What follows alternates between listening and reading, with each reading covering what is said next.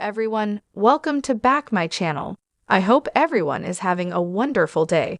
Before starting the video, please go ahead and hit the subscribe button. Young and Restless has signaled exactly where Summer's story is going in May sweeps, and it's nowhere good.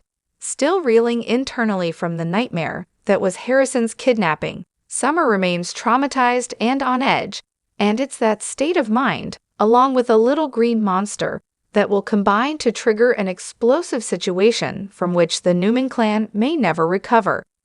After Harrison was rescued by his dad, and Claire was pulled out of the storage unit by Victoria and Cole, it seemed possible for a moment that Summer might see her way clear to burying the hatchet with her new cousin, but that was not the case.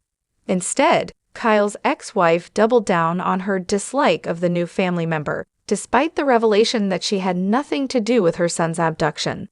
In an expository, and sometimes bizarre, conversation with her mother at the athletic club, Summer spoke at length about her distrust of Claire, while Phyllis worked to be a voice of reason, hence bizarre. The points she made about her cousin were valid. Claire was lead lurer in Jordan's diabolical plan to end Victor, Nikki, Victoria, and Summer's dad Nick, who also got stabbed in the ordeal. Despite her family embracing the newcomer, there's really no reason that Summer should let any of that go easily, especially since Claire only did a brief stint in Memorial after the fact. But it was a question Summer posed that signaled where the soap may be taking this. After pointing out the level of psychosis Claire must have had to have done what she did to the Newmans, she asked Phyllis, "How are we supposed to know she can't get there again?"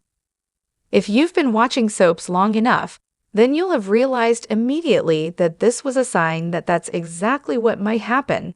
Claire may, in fact, get there again if she's pushed too far. Another telling bit of the conversation had Phyllis exposing Summer's feelings for what they were, not so much distrust as jealousy. Not only has Claire swooped in and become a new apple of her grandfather's eye, but she's moving in, however innocently, on Harrison. More importantly, perhaps, Summers realized that Kyle has a thing for Claire. He's defended her at every turn and is obviously taken by her immediate connection with his son. It's not much of a leap to romance. With Harrison and Claire wanting to spend time together, Victoria pushing for her daughter to become the kid's new nanny, and Kyle on the verge of relenting, this is all building to a showdown of sorts with Summer, who has put her foot down and barred Claire from being around the boy. Indeed, Young and Restless spoilers tell us that later in the week, Kyle will veto Summer's decision about Claire, and it doesn't take a clairvoyant to see that this will not go over well at all. So where do we see this headed? Fireworks is an understatement. Summer is her mother's daughter, and she's not likely to just back down and accept it when Claire begins getting even closer to Kyle and Harrison.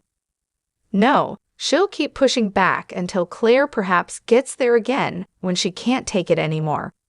If Summer's actions trigger Claire's psychosis, and she does something sinister or off the wall as a result, the Newman family will be forever changed.